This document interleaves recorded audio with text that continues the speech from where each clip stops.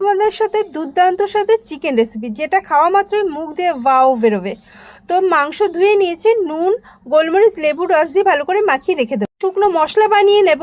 ধনে, জিরে, মৌরি, গোটা গরম মশলা, জয়িত্রী, শুকনো লঙ্কা। শুকনো লঙ্কাটা ভেজে নিয়ে তারপরে বাকি মশলা নাড়িয়ে চাড়িয়ে এবার দিয়ে দেবো আমন্ড, কাজু বাদাম আর কসুরি মেথি। ভালো করে ভেজে নিয়ে ঠান্ডা করে গুঁড়ো করে নেব।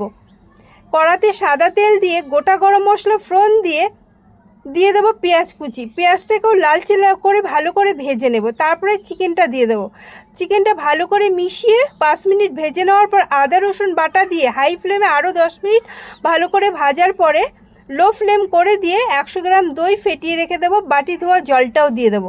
এবার লো ফ্লেমে ভালো করে খানিকক্ষণ কষিয়ে নেওয়ার পর গুঁড়ো মশলাটা যেটা করে রেখেছিলাম সেটা দিয়ে ভালো করে কষিয়ে নেব। তারপরে দিয়ে দেবো স্বাদ মতো চিনি। এবার তেল ছাড়া পর্যন্ত ভালো করে কষিয়ে নেওয়ার পরে ফুটন্ত জল দিয়ে দেবো 2 কাপ। ভালো করে মিশিয়ে নিয়ে ঢাকা দিয়ে দেবো।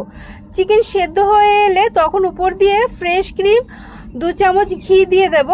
এবার মিশিয়ে ভালো করে হতে দেবো আরও 5 মিনিট। তারপরে উপর দিয়ে ধনেপাতা ছড়িয়ে ঢাকা দিয়ে গ্যাস বন্ধ করে দেবো। দেখো কি সুন্দর হয়েছে। এবার বলে এটা কি দিয়ে খেতে ভালো লাগবে এই চিকেন মহারানী।